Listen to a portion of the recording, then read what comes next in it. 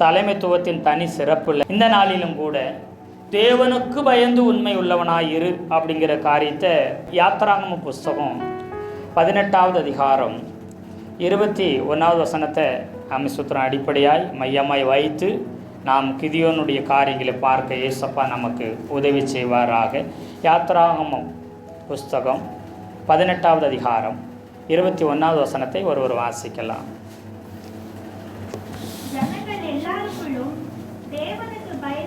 ஜனங்கள் எல்லாருக்குள்ளும் தேவனுக்கு பயந்தவர்களும் உண்மை உள்ளவர்களும்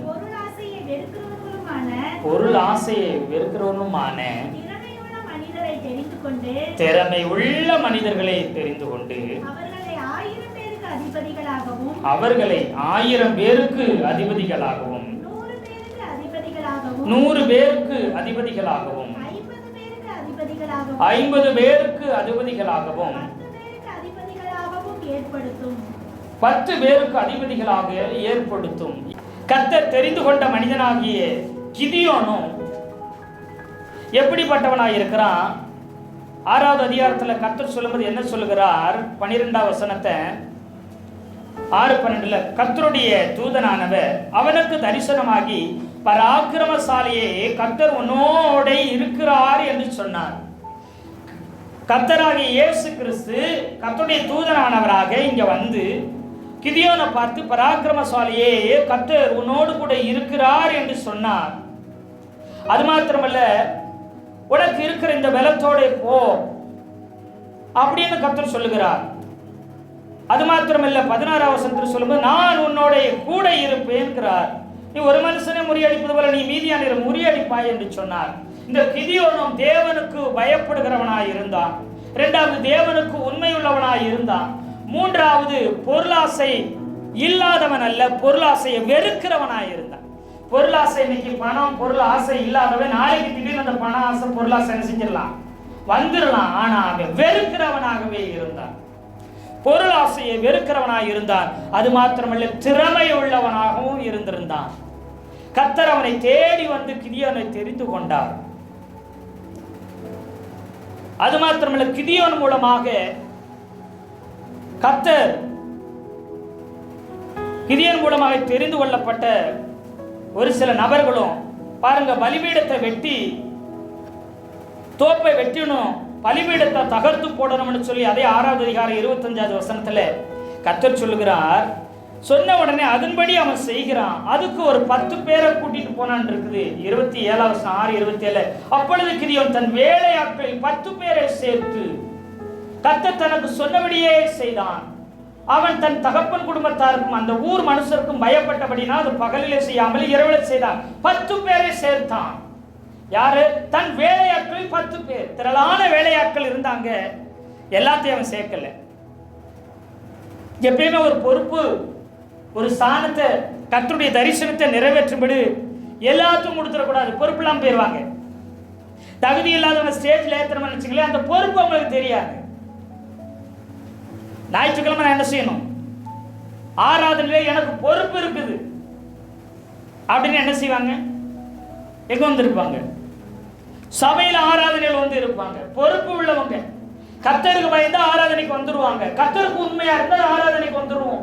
சபையில ஒரு சில பொறுப்பு கொடுக்கப்பட்டா உடனே வந்து கரெக்டா என்ன செஞ்சிருவோம்?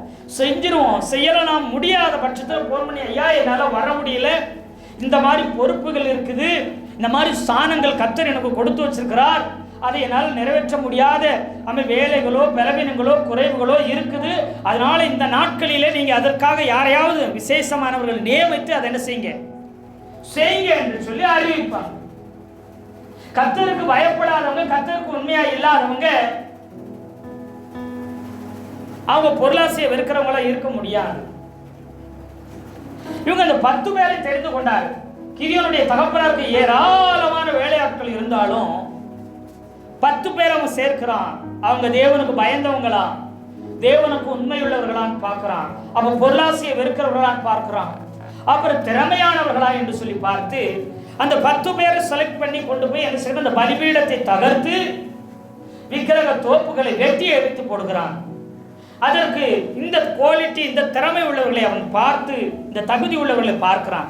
தேவனுக்கு பயந்தவர்கள் தான் பாகாலுடைய பலிபீடத்தை இடிப்பாங்க.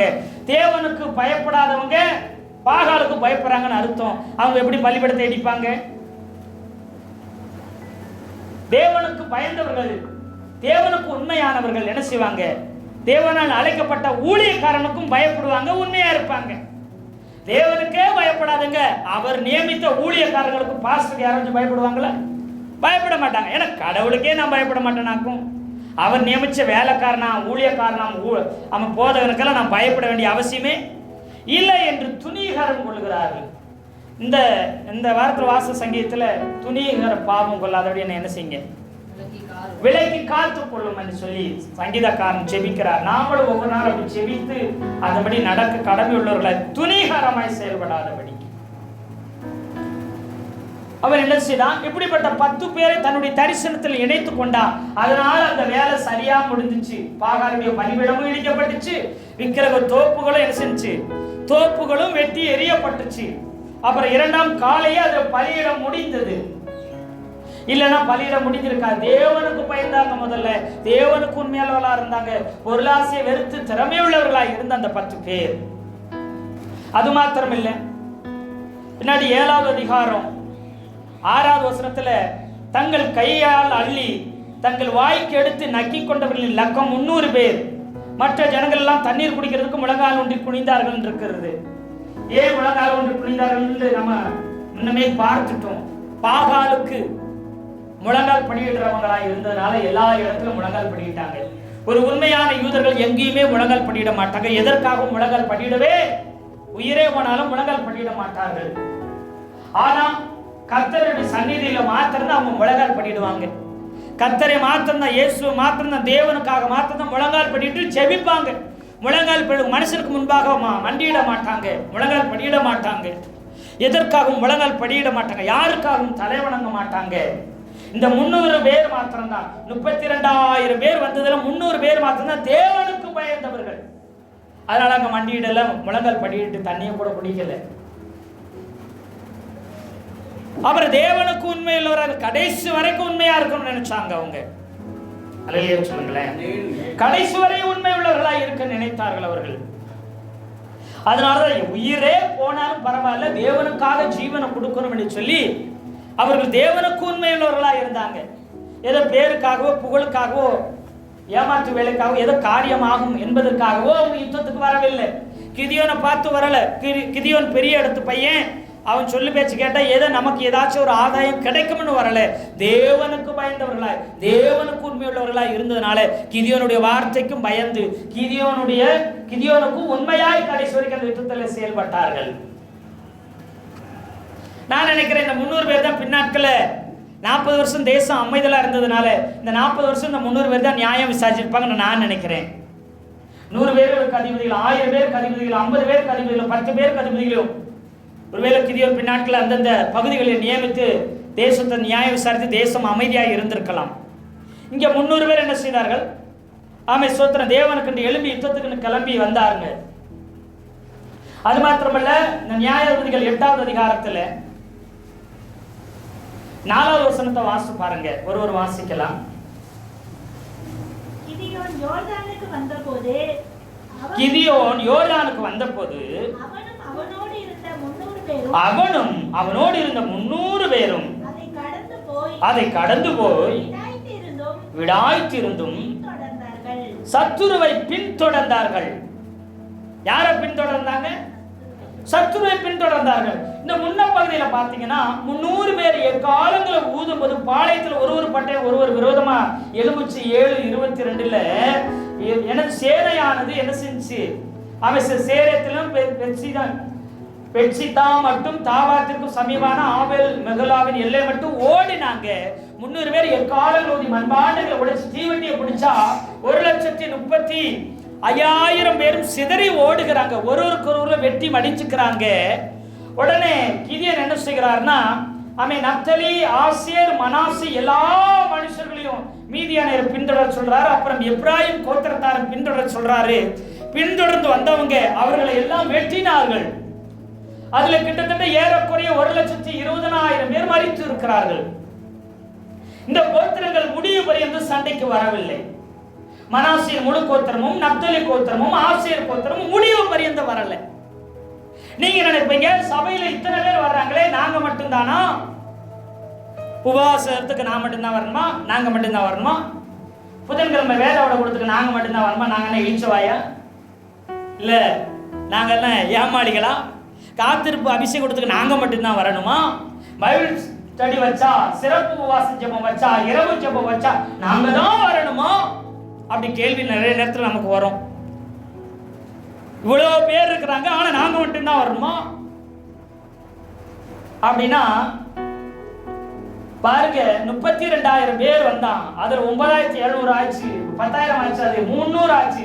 சரி, 300ஓடு யுத்தம் பண்ணும் பொழுது அதுல பெரிய யுத்தத்துல கலக்கம் தானே. 4-5 கோத்திரங்கள் திரும்ப வந்து யுத்தம் பண்றாங்க. அவங்க முடிவு வரையந்த வர முடியல. முடிவு வரையந்த வர முடிச்சா? முடிவு வரையந்த கடைசி வரை யுத்தத்தில் நின்னவங்க அந்த 300 பேர்களே. எத்தனை கோத்திரம், எத்தனை ஆயிரம் பேர் வந்தாலும் உறுதியாய் நிலைத்து நின்றவர்கள், உறுதியாய் தரிசனத்தை முடிவு வரை செயல்படுத்தினவங்க யார் நினைக்கிறீங்க? அந்த 300 பேர். கிதியோனோடு கூட நின்ற 300 பேர் தான். யுத்தத்தின் ஆரம்பத்தில் நின்றது மாத்திரமல்ல, யுத்தத்தின் முடிவு வரை அந்த வெற்றி கண்ட பின்னும் 300 பேர் தான் உறுதியா கிதியோனோடு கூட இருந்தார்கள். இப்போ இன்னும் 15,000 பேர் என்ன செய்யறாங்கன்னா தப்பி இருக்கிறாங்க. நியாயாதிபதிகள் 8ஆம் அதிகாரம் 10ஆம் வசனத்தை வாசிக்கலாம். சேபாவும் சல்முனாவும் அவர்களோடு கூட அவர்களுடைய சேனைகளும் ஏறக்குறைய 15,000 பேர், அதாவது 15,000 பேர் கர்கோரில் இருந்தார்கள். பட்டயம் உருவத்தக்க 1,20,000 பேர் விழுந்தபடியால்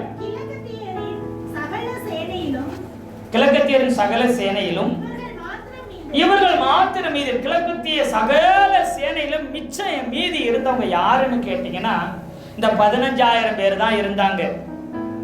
1,20,000 பேர் மரித்து விட்டார்கள். அது மாத்திரமில்ல, சிற்றரசர்களாகிய ஓரேபு சேவும் தான் கொல்லப்பட்டிருந்தாங்க. ஓரேபு சேவும் தான் கொல்லப்பட்டிருந்தாங்க. ஆனா பேர் அரசர்களாய் இருந்தவர்கள் சேபாவும் சல்முனாவும் இன்னும் என்ன செய்யல?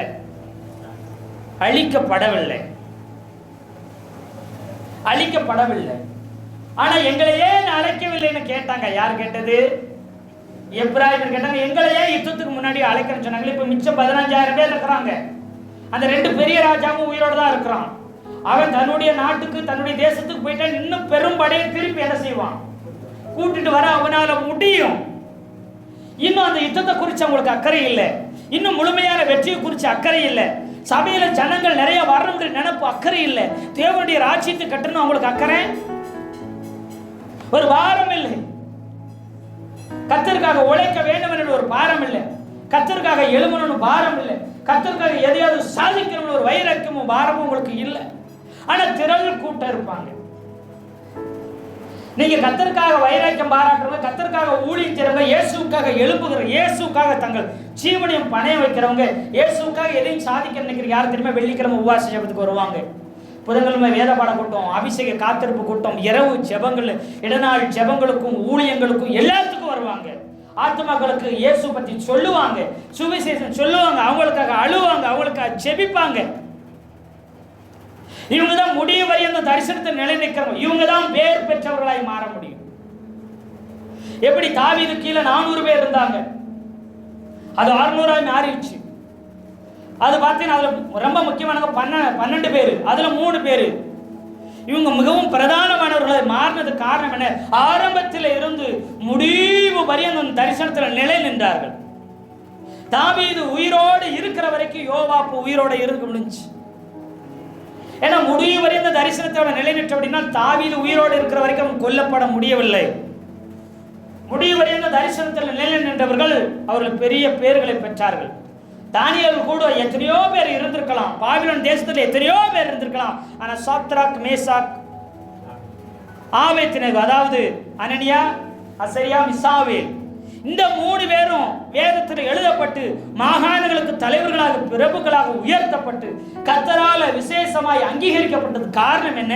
தானியேலோடு கூட கடைசி வரையும் என்ன செய்தாங்க? கர்த்தருடைய தரிசனத்தை நிலைத்து நின்றாங்க, பாதுகாத்து கொண்டாங்க, தீட்டுப்படுத்தாம. தானியேல் மாத்திரமல்ல, தானியேலோடு கூட இவர்களும் சேர்த்து கொண்டார்கள். இவர்கள் பேர் பெற்றவர்களாய் மாறிவிட்டார்கள்.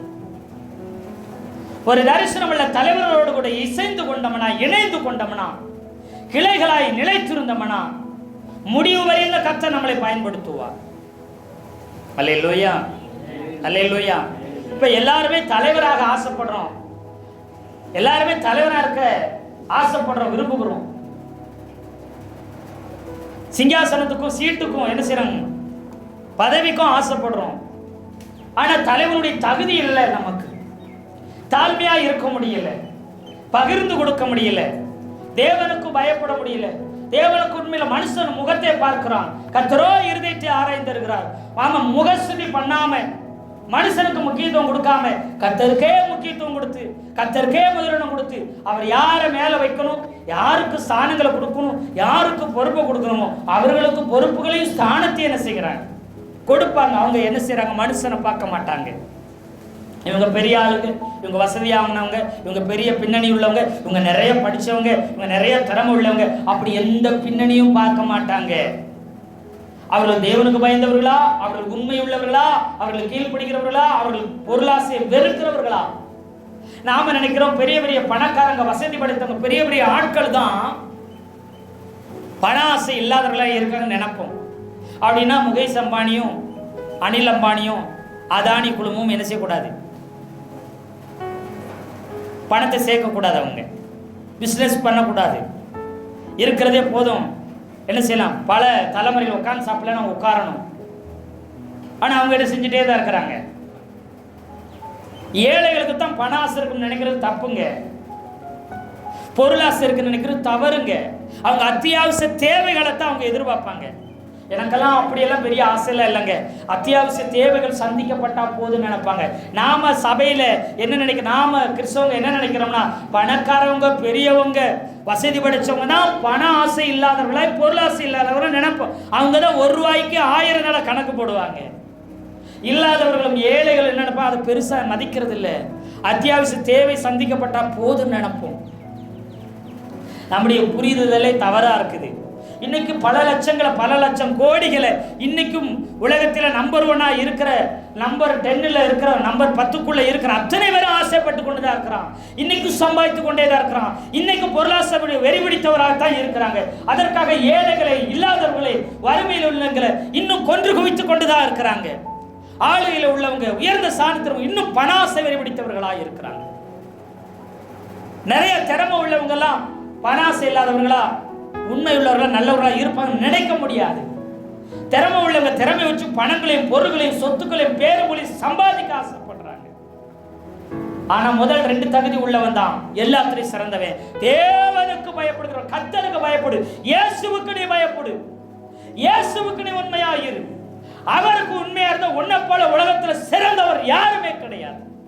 எல்லா பதவியும், எல்லா பொருளும், எல்லா பணமும், எல்லா அந்தஸ்தும், எல்லா ஸ்தானமும், எல்லா பேரும் உன்னை தேடி வரும். நீ இயேசுவுக்கு பயப்படு, இயேசு கிறிஸ்துவுக்கு உண்மையாயிரு. அப்படிப்பட்டவர் தான் கர்த்தர் செலக்ட் பண்றார். அப்படிப்பட்டவர் தான் இன்னைக்கு தேடிட்டு இருக்கார் சபையில. நீ 1,00,000 பேர் சபையில, அவருக்கு அதெல்லாம் கவலை கிடையாது. பயப்படுகிற உண்மையிலோரை தேடிக்கொண்டிருக்கிறார். எனக்கு பயந்து எனக்கு உண்மையா இருக்கிறவன் பொருளாசையை வெறுத்து விடுவான்.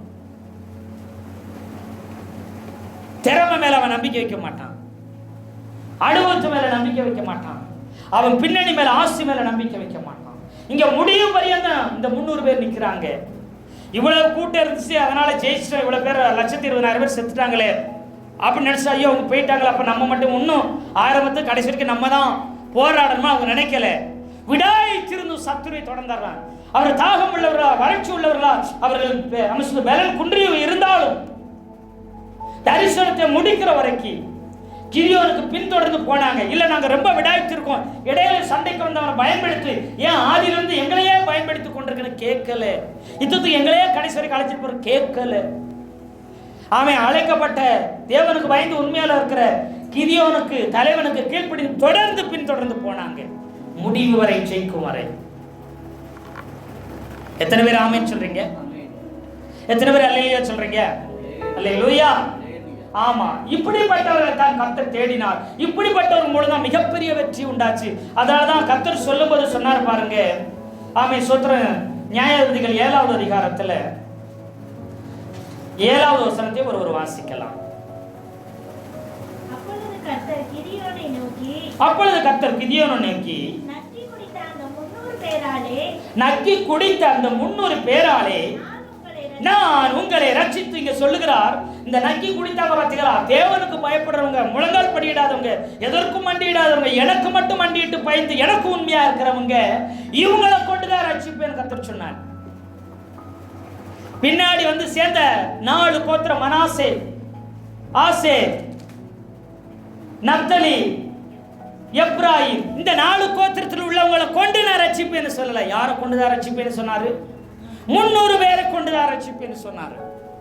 அவருக்கு தெரியும், முடிய வரையும் யுத்தத்தில் நிலை நிற்பான், முடிய வரையும் போராடுவான், வெற்றி காணும் வரை என்ன செய்வான்? கிதியோனே உன் கூட இருப்பான், இவர்களை கொண்டு ரட்சிப்பேன். உன் கையில் அவர்களை என்ன செய்வேன்? ஒப்பு கொடுப்பேங்க. மீதியானியரை சகல தேசத்தாரையும் உன் கையில் ஒப்பு கொடுப்பேன், இந்த 300 பேரை கொண்டு ரட்சிப்பேன், என்ன செய்வேன்? கட்டளையிடுவேன் என்று சொன்னார். அதன்படிதான் இங்க நடந்துச்சு. இந்த 300 பேரை தொடர்ந்து பின்தொடர்ந்து போறாங்க. சேபா, சல்முனா என்பவர்கள் என்ன செய்யறாங்கன்னா, கர்கோரியில என்ன செய்யறாங்க, அப்படி ஒரு இடத்துல பட்டணத்துல அங்க இருக்கிறாங்க. ஏன்னா அவங்க பாருங்க, அவங்க பயமில்லாம இருந்தார்களாம். எப்ப முறியெடுத்தான் கிதியோன்? 11வது வசனத்துல 8:11 நியாயாதிபதிகள் 8:11 கிதியோன் கூடாரங்களில் குடியிருக்கிறவர் வழியாய் நோபாகுக்கும் யோகிபேயாவுக்கும் கிழக்கே போய் அந்த சேனை பயமில்லை என்று இருந்தபோது அதை முறியடித்தான் என்று சொல்லி இருக்குது. பயம் இல்லாம இருக்கும்போது அதை முறியடிக்கிறான். அவன் பதுங்கி அவன் மறைந்து இருக்கிறான். இப்பொழுது அவங்களுக்கு பின் யாரும் தொடரவில்லை, எதற்கும் அவங்களுக்கு பயம் இல்லை. ஏன்? தப்பித்து ஓடும் பொழுது மற்ற ஜனங்கள் பட்டணத்தில் உள்ளவங்க இவங்களை எதிர்க்கல. ஏன்னா இன்னும் 2 பெரிய ராஜாக்கள் சாகாமல் என்ன செய்றாங்க? உயிரோடு இருக்கிறார்கள். பாருங்க 5வது வசனம் அந்த அதிகாரத்துல, அவன் சுக்கோத்தின் மனுஷரை நோக்கி, என்னோடு இருக்கிற ஜனத்திற்கு சில அப்பங்களை, அப்படின்னா என்ன அர்த்தம்? ஏன் சில அப்பங்களை கொடுங்க, 300 பேருக்கு சில அப்பங்களை கொடுங்கன்னு சுக்கோத்தின் மனுஷன் போய் கேட்கிறாரு. ஏன்னா என் கூட இருக்கிற 300 ஜனங்க என்ன செஞ்சிருக்கிறாங்க? பசியா இருக்கிறார்கள். அதனால என்னத்தை கொடுங்க? அப்பங்களை கொடுங்கள். அவர்கள் விடாய்த்து இருக்கிறார்கள். அப்பத்தை மாத்திரமே நிச்சயமா தண்ணி என்ன செய்யணும்? அப்பமும் தண்ணி கொஞ்சம் கொடுங்க. அவங்க விடாய்த்து இருக்கிறாங்க. நான் மீதியானின் ராஜாக்களாகிய சேபாவையும் சல்முனாவையும் பின்தொடர்கிறேன் என்றான். இப்ப மீதியானின் ராஜாக்கள் தான் யாரு? சேபாவும் சல்முனாவும். இந்த ராஜாக்களை பின்தொடர்ந்து என்ன செய்கிறோம்? போகிறோம். ஆனா என் கூட இருக்கிற 300 பேர் நேற்று ராத்திரியிலிருந்து இன்று வரை என்ன செஞ்சிருக்கிறாங்க? சாப்பிடாதபடி யுத்தம் பண்ணி கொண்டே இருக்கிறனால அவங்க விடாய்த்து இருக்கிறாங்க, பசியா இருக்கிறாங்க, தாகமா இருக்கிறாங்க.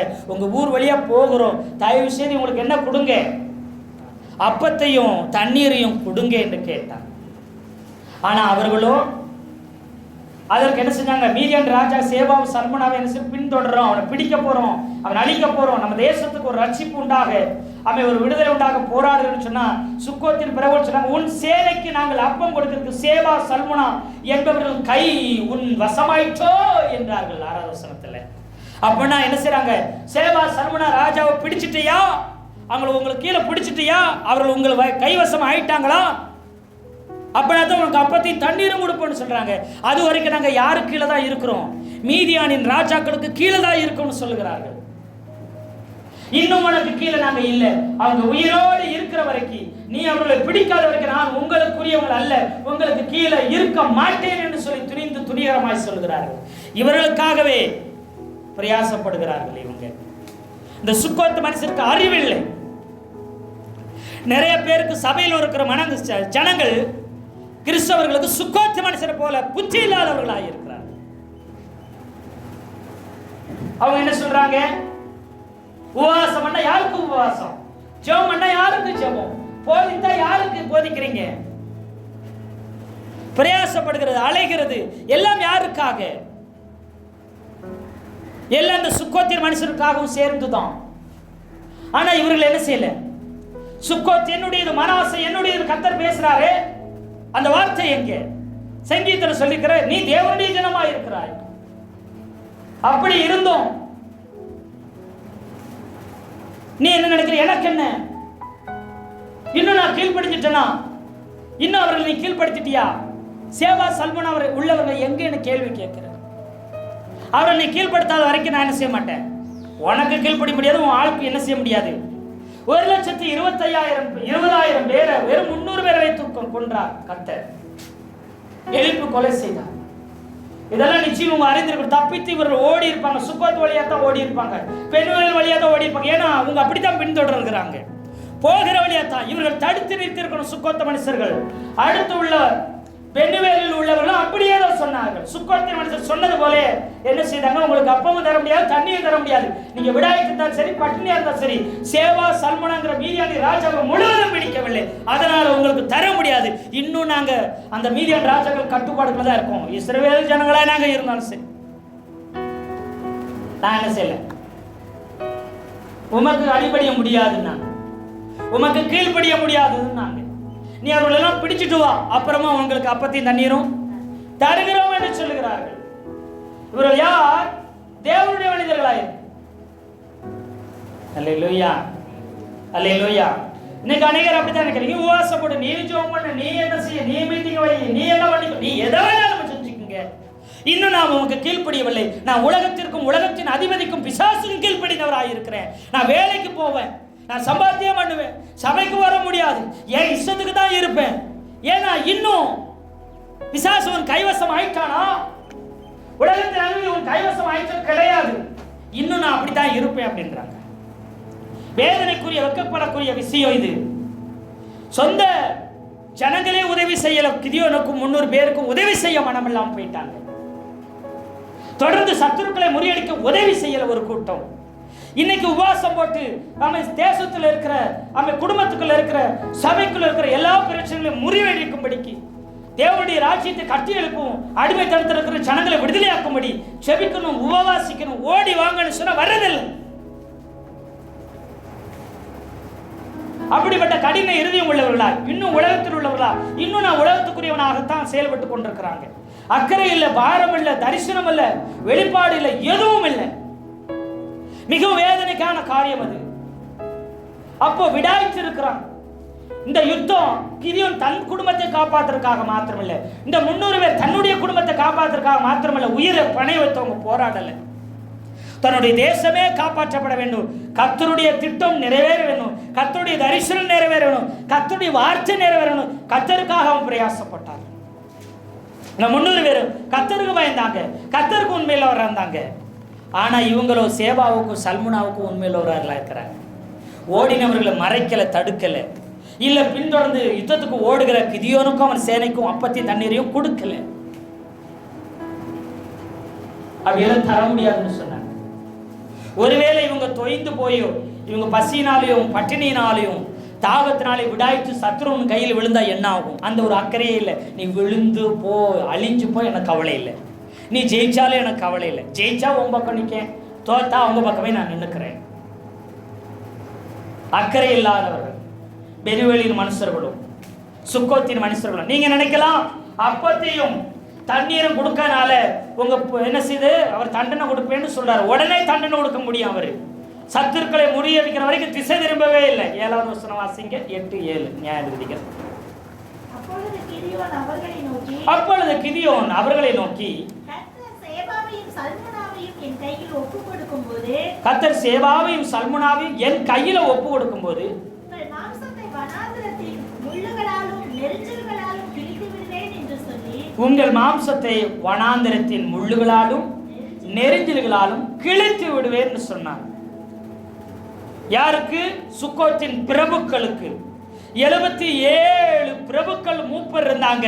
14ஆம் வசனத்தில் சுக்கோத்தின் மனுஷரில் ஒரு வாலிபனை பிடித்து அவனிடத்தில் விசாரித்தான். அவன் சுக்கோத்தின் பிரபுக்கள் அதன் மூப்பருமாக 77 மனுஷரின் பேரை அவனுக்கு எழுதி கொடுத்தான். அவனை பிடித்து மாம்சத்தை முள்ளுகளால் நெருஞ்சிகளால் கிழித்து விட்டான். புத்தி வர பண்ணுகிறான். கர்த்தருடைய திட்டத்துக்கு, தரிசனத்துக்கு, கர்த்தருடைய மனிதர்களுக்கு விரோதமாய் செயல்பட்டவர்களுக்கு அவன் பாடம் கற்பிக்க நினைக்கிறான். ஆனா எப்பவுமே நிதானமாய் செயல்படுகிறான். அப்படி சொல்லும் பொழுதாவது இவங்க மனம் திரும்பி இந்த பிரபுக்கள் அவனுக்கு உதவி செய்ய நினைச்சிருக்கணும். இவ்வளவு திட்டமா தெளிவா பேசி அவன் கீழ்ப்படியல அவர்கள். ஆனால் பிரபுக்களுக்கு புத்தி வர பண்ணபடி செய்தான். பாருங்க, உடனே நியாயம் திருக்கல. நான் திரும்பி வந்து இதை செய்வேன் என்று சொன்னான். இவர்கள் என்ன, இவன் திரும்பி வரமாட்டான், இவன் ஜெயிக்க மாட்டான். 300 பேரும் கிதியோனும் செத்து போய் விடுவான். அவர்கள் 15,000 பேரும் 2 ராஜாக்களும் பெரிய ராஜாக்களும் இருக்கிறார்கள். அவர்களுக்கு முன்னாடி இவன் நிற்க முடியாதுன்னு நினைக்கிறாங்க. இப்பொழுது விடாய்த்திருக்கிறாங்க, அவங்களால முடியாதுன்னு நினைத்தார்கள் சுக்கோத்தின் பிரபுக்களும் அந்த மனிதர்களும். அது மாத்திரம் பெனுவேலின் மனுஷர்களும் அதுவே சொன்னதுனால 9ஆவது வசனத்தை சொல்றான். அப்பொழுது அவன் பெனுவேலின் மனுஷரை பார்த்து, நான் எப்படி திரும்பி வருவேனா? சமாதானத்தோட திரும்பி வருவேன். திரும்பி வரும்போது இந்த கோபுரத்தை இடித்து போடுவேன் என்று சொல்லி சொன்னார். அது மாத்திரமல்ல, இந்த கோபுரத்தை மட்டும் இடிக்கல. 17ஆம் வசனத்தை வாசிக்கலாம். பெனுவேலின் கோபுரத்தை இடித்து அவ்வூர் மனுஷரையும் கொன்று போட்டான். தேவனுக்கு விரோதமாய், தேவனுடைய திட்டத்துக்கு விரோதமாய், தேவனுடைய தரிசனத்துக்கு விரோதமாய் செயல்படுகிற அவர்களை அவன் கொன்று போட்டான். பட்டணத்தை இடித்து போட்டான். பட்டணத்தை குறித்து அவர்கள் மேன்மை பாராட்டி கொண்டிருந்தார். அந்த கோபுரத்தை குறித்து அவர்கள் மேன்மை பாராட்டு. என்ன பிரச்சனை வந்தாலும் நாங்கள் கோபுரத்தில் போய் இருந்து தப்பிச்சுக்கிறோம். நீ ஆண்டாய், நான் ஆண்டாய், எனக்கு கவலை இல்லை. எதை பிரச்சனை? அந்த கோபுரத்தை இடித்து தரமட்டமாக்கி அங்கு அவர்களை கொன்று போட்டான் அவன், பெனுவேலின் மனிதர்களை. இங்க போகிறாள், பயம் இல்லை. ஏன் பயம் இல்லை? சுக்கோத்தின் மனுஷரும் தடுக்கவில்லை, பெனுவேலின் மனுஷரும் தடுக்கவில்லை. இவன் ஓடி இருக்கும்போது ஒருவேளை அப்பாவும் தண்ணீர் கொடுத்து உதவி செய்தாங்களான்னு தெரியல. எல்லாம் பயந்து ஓடணும். இங்க என்ன செய்கிறான்? கர்கோரியில இருக்கும்போது அவன் ரொம்ப ஜம்முன்னு, எந்த பயமும் இல்லாதபடி இருக்கிறான். பயமின்றி இருக்குது சேனை. பின் தொடர்ந்து வர முடியாது. எதிர்க்கிறவன் எவனும் இல்லை. இனி பயம் இல்லைன்னு சொல்லி கூடாரம் போட்டு தைரியமாக இருக்கிறான். 15,000 பேர் 2 ராஜாக்களும் சேவாவும் சல்முனாவும் இருக்கிறான். கிதியோன் கூடாரங்களில் குடியிருக்கிற வழியாய் நோபாகுக்கும் யோகிபேயாவுக்கும் கிழக்கே போய் அந்த சேனை பயமில்லை என்று இந்த போது முறியடித்தான். பயமில்லை அப்படின்னு இருக்கும்போது அவன் என்ன செய்யறான்? மறைந்திருந்து முறியடிக்கிறான். இன்னைக்கு சத்துருவுக்கு பயம் இல்லை, உலகத்துக்கு பயம் இல்லை, தேவனை அறியாத ஜனங்களுக்கு பயம் இல்லை. துணிந்து செயல்பட்டு கொண்டிருக்கிறது, துணிகரமாய் செயல்பட்டு கொண்டிருக்கிறது. ஆகாசத்தில் கொடூர காரியங்கள் நடந்து கொண்டிருக்கிறது. மணிப்பூர்ல கொடூர காரியம் நடக்குது. ஏன்? பயம் இல்லை, துணிகரமாய் இருக்கிறாங்க. தேவனை குறித்தும் தேவ பிள்ளைகளை குறித்தும் தேவ மனிதர்களுக்கு பயமற்றவர்களாய் அவர்கள் இருக்கிறதுக்கு காரணம் சுக்கோத்தின் மனுஷரை போல, பெனுவேலின் மனுஷரை போல இருக்கிறவர்களே காரணமாய் இருக்கிறார்கள். அவர்கள் இவர்களை எதிர்க்கல, கர்த்தருடைய வல்லமை அவங்க வெளிப்படுத்தி காண்பிக்கல, இவர்களுக்கு உதவி செய்யாதபடி கர்த்தரே தெய்வம் அவர் எழுப்பிட கிதியோனே எங்களுக்கு தலைவர் என்று சொல்லல. அதனால இவங்களுக்கு என்ன இல்லாம போயிருச்சு? பயம் இல்லாமல் போய்விட்டு துணிகரத்தினால் துணிகரமான பாவங்களுக்கு என்ன செய்ய விலக்கி காத்தருளும். சங்கீதத்துல 19 சங்கீதத்தில் சொல்லாரு பாருங்க, 12:13 வசனத்தை ஒரு வாசிக்க. சங்கீதம் 19 12:13. தன் பிழைகளை உணர்கிறவன் யார்? மறைவான குற்றங்களுக்கு என்னை நீங்களாக்கும். துணிகரமான பாவங்களுக்கு உமது அடியேனை விலக்கி காரும். அவைகள் என்னை ஆண்டு கொள்ள ஒட்டாதிரும். அப்பதான் நான் உத்தமனா இருப்பேன், பெரும் பாதகத்துக்கு நீங்களா இருப்பேன் என்று சொல்கிறார். இது எப்படி நான் விலக்கி காக்க முடியும்? இதை எப்படி என்னை ஆண்டு கொள்ளா ஒட்டாதபடி காப்பாற்ற முடியும்? நான் எப்படி உத்தமனா இருக்க முடியும்? பெரும் பாதகத்துக்கு நான் எப்படி நீங்களாக்கி இருக்க முடியும்? யார் என்னை நீங்களாக்குவார்? யார் என் பிள்ளைகளை உணரச் செய்வார்? மறைவான குற்றங்கள் எப்படி நீங்களாக்கப்பட முடியும் என்று சொல்லி 11வது வசனம் சொல்லுது. அன்றியும் அவைகளால் உமது அடியேன் எச்சரிக்கப்படுகிறேன். அவைகளை கைக்கொள்கிறதா மிகுந்த பலன் உண்டு. எதை சொல்லுகிறார்? கர்த்தருடைய வேதம். 7வது வசனம் கர்த்தருடைய வேதம் குறைவற்றுன்னு சொல்லுது. அது பின்னாடி கீழே வரும்போது வேதத்தை குறித்து, வசனத்தை குறித்து அங்கே தெளிவாக போதித்துட்டு வருகிறார். வந்துட்டு இந்த பிழைகளை உணரவும், குற்றங்களுக்கு நீங்களாகவும், துணிகர பாவங்களுக்கு விலகவும், அவை துணிகர பாவம் என்னை ஆண்டு கொள்ளாமல் காத்து கொள்ளவும், பெரும் பாதகத்துக்கு விலகி இருக்கவும், நான் உத்தமனாக இருக்கிறதுக்கு அவருடைய வசனத்தினால் எச்சரிக்கப்படுகிறேன். அவருடைய வசனத்தினால் நான் போதிக்கப்படுகிறேன். அவருடைய வசனத்தினால் நான் கடிந்து கொள்ளப்படுகிறேன் என்று சொல்லி அவர் சொல்லுகிறார். எத்தனை பேர் ஆமென் சொல்றீங்க?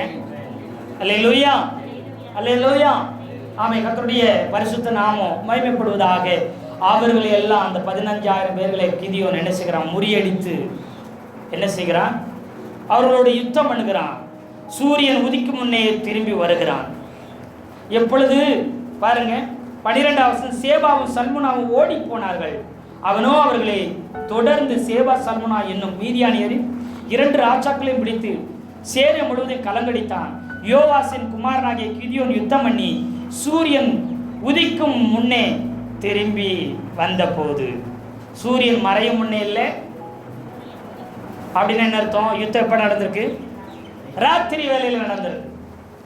15,000 பேரும் 2 ராஜாக்களையும் ராத்திரி வேலையிலே போய் கலங்கடித்து யுத்தம் பண்ணியிருக்கிறாங்க. அப்போ 2 ராஜாக்கள் சிதறி ஓடி இருக்கிறாங்க. 15,000 பேர் சிதறடித்து இருப்பாங்க. நிச்சயமா அவர்களை கொன்று இருப்பாங்க. இந்த 2 ராஜாக்களை மட்டும் பிடிச்சிட்டு வராங்க. உயிரோட பிடித்தார். சூரியன் உதிக்கும் முன்னே திரும்பிட்டான். அப்போ 6 மணிக்கு முன்னாடி திரும்பிட்டார். கிதியோனும் அந்த 300 பேரும் 2 ராஜாக்களை பிடிச்சிட்டு 15,000 பேரை கொன்று வீழ்த்திட்டு 2 ராஜாக்களை பிடிச்சி திரும்பி வருகிறார். தலைமைத்துவத்தின் தனி சிறப்பு. ஆமை சுத்திர இன்றைய கற்றுக்கொள்ளுகிற நீங்க நாளைய தலைவர்களாக, இனி வரும் எழுப்புதலின் தலைவர்களாக, தலைமைத்துவத்தின் தனித்துவமாக நீங்க மாறும்படிக்கு கர்த்தர் இந்த நாளிலே விரும்புகிறார். கர்த்தர் இந்த வார்த்தையை கொண்டு ஆசீர்வதிப்பார். ஆமென்.